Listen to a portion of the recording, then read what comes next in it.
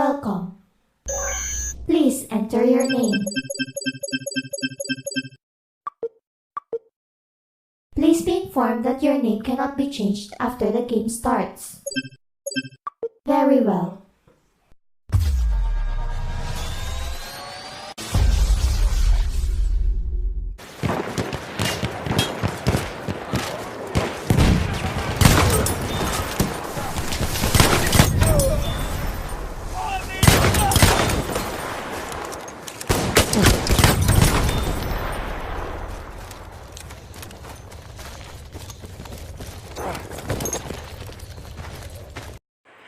He left the machine and paced around the empty arcade, trying to decide what enemies he'd face next. He took the nylon string necklace that served as a keychain. In his right hand, he played with the master key, sliding it through his finger. With it, he was the master of the arcade. With one turn of the key, he could become a Spider-Man or a Cyclops, a World War II pilot, an F1 racer, or he could take up a gun and shot down as a secret agent. He could not remember what drew him first to the arcade anymore. He could not remember, but he remembered well when. He was 7 walking down the street with his father. All the stores on the street were bright light, except for the one that was dark black with flashing light. His father bought him a chair to stand on so he could reach the keypad. With his father standing beside him, he began his first game, Space Inventors. He died quickly, his spaceship crashing against an alien ship. His father put in another quarter. He died again. Then another on his last quarter. The coin slot jumped. He could still remember the machine, the rides on the key, and the OHs. Felt as the game started again, with the turn of a key. This man had control of the entire arcade. The storekeeper held the power and the pressure of those games in his hands. He used to dream of despairing. He would stare at a mirror, looking first his reflection. His mother caught him staring at the mirror. Huwag ka nakatulala.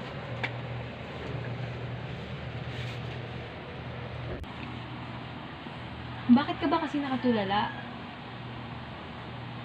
Ano? Sumagot ka! Gusto ko na mamatay. Ano? Gusto ko na mawala sa mundo. Namamalo ka na Aray! ba? Umalis ka na nga dito. Pumunta ka na lang dun sa kaibigan mo. Chachum! Dapat na. Oh, anong ginagawa mo dito, Pet? Maglaro. Bakit? Makikipaglaro ba kami sa'yo? Ayaw namin sa'yo.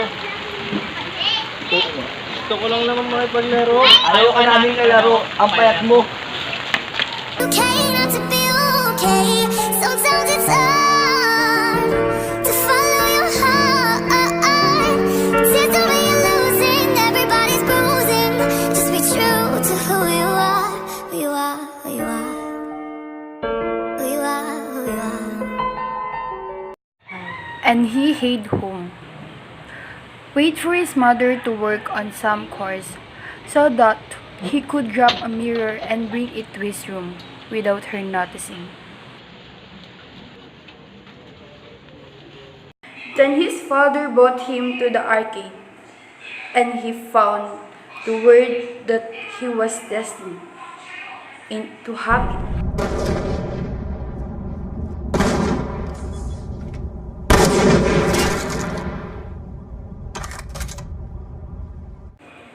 And when his rest of the family migrate to another country, Hayaan muna natin siyang tulog. Mag-iwan na tayo ng letter.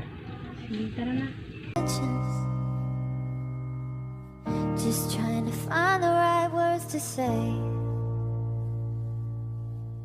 I promise I've already learned my he lesson. dropped out of school, moved into a room near the mall, and started working as a shopkeeper at the arcade. That key that he'd been logging for since his first visit to the arcade was now who were where. ate around his neck. He would fondle the string around his neck, tugging at it, so that they would slap against his chest. Then he'd take the necklace off and slide. With it was the master of the galaxy, holding power over all, the difference word with a mere turn of the key. It was all his. This was where he belonged. For a few years, he lost himself in the arcade. The only things bringing him back to the world where he didn't belong were the occasional calls, letter, and package from his family abroad. Then he met her. She went to the arcade every Sunday with her family. She had a younger brother who played games.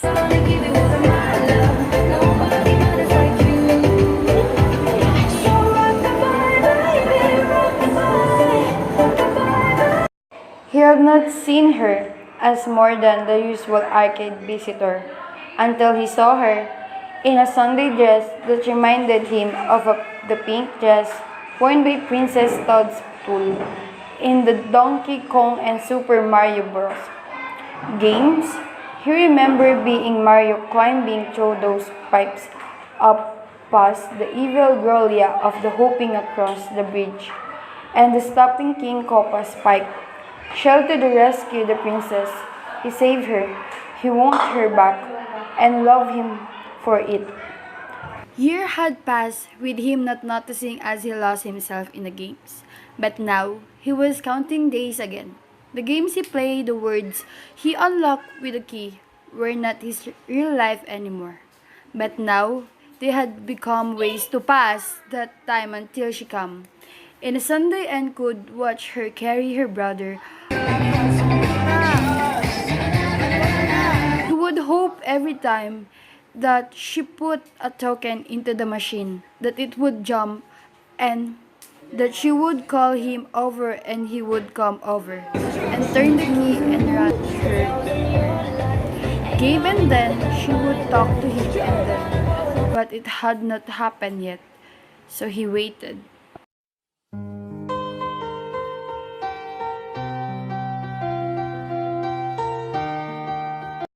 She came on a Friday.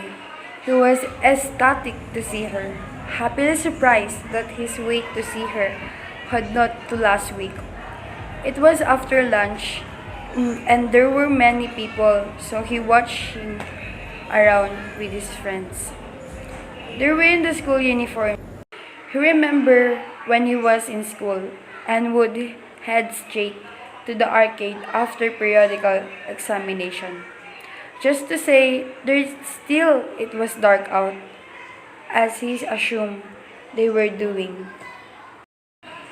He was thrown back into the present when he saw her princess, holding one boy's arm. The boy is very brilliant.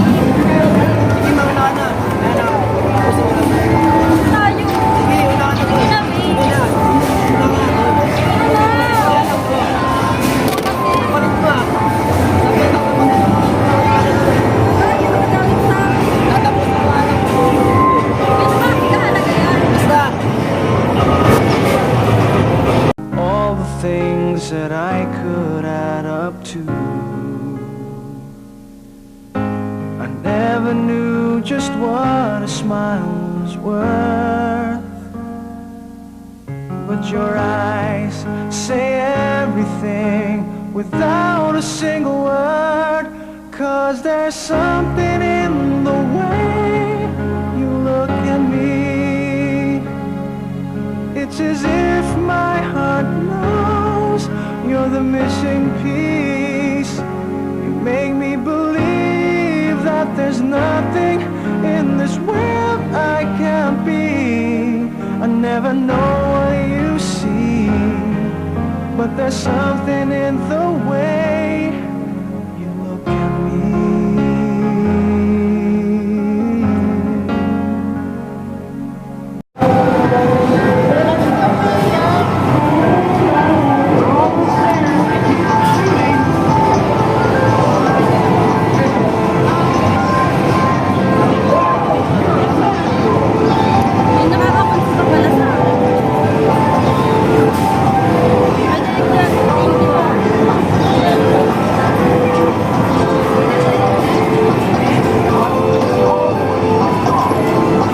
night after Sunday, he did not play games. He played with the key in his hands, wondering what he needed it for now, that he had the power to save people without it. If he didn't go to the games to be a hero anymore, he waited anxiously for Sunday when she was come in, and he watched her as she came with her brother. They went to the usual game that they play, and he waited for him to call him, to come to her rescue. The boy moved from game to game, and she followed them. Then they went to over the basketball machines to try to win tickets. As the machines they were playing, he threw out 5 tickets. A boy came over to him and said that the machines had eaten his ticket. Bakit ba sila? Ayaw na kumana. Kuya, token po namin kinain po. Saan?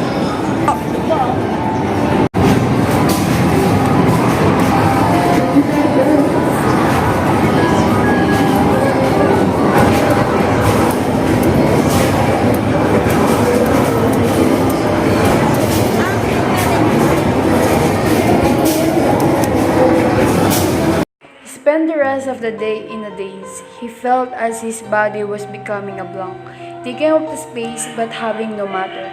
She haven't remembered him, haven't recognized his face, has known who he was. And as those show he played, like a loop reel, in his mind he felt that no one knew him, no one bothered, no one noticed him, and no one recognized him. He was not a person, he just a key that he held. People only approached him, only acknowledged him in presence when they needed a turn of the key. He was then how much of his identity lay in the key. He felt that he came alone only after a turn of the key. When he was in game, he could feel himself reading, knew that people were looking past him, seeing only the key that hung around his neck. So he waited until there was no one left in the arcade. He waited until he was so alone and could turn the key and come alive again. It was not the word for him, and he returned the key. He knew which one. He started into the screen, watched as his face began fading away, waited until he had disappeared, and as he saw the game started, and he wrapped his right hand finger around the pistol and put his left arm up to the battle, he felt himself coming alive. In the morning, the guard came to find a gun hanging up from the arcade machine. A copy of the arcade master key was stuck in the machine slot. He figured that the last man working the night shift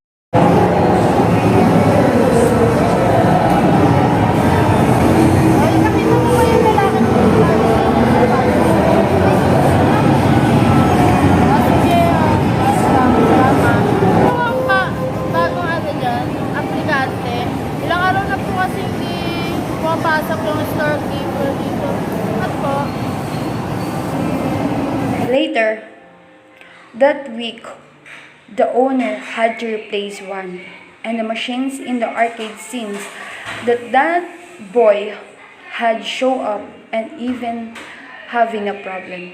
With that machine, the guard had found that the master key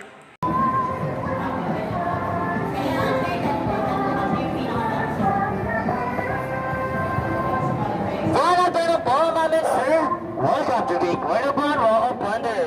So ayan po, sa mga sasakay po, manatili na lang po tayo nakasakay o nakahawak po sa ating safety handle. Sa mga nagbabatay naman po, sa kaliwang bahagi na lang po tayo ng kabayo. Maraming salamat po. We will start in 3, 2, 1. Enjoy your fun experience and have fun!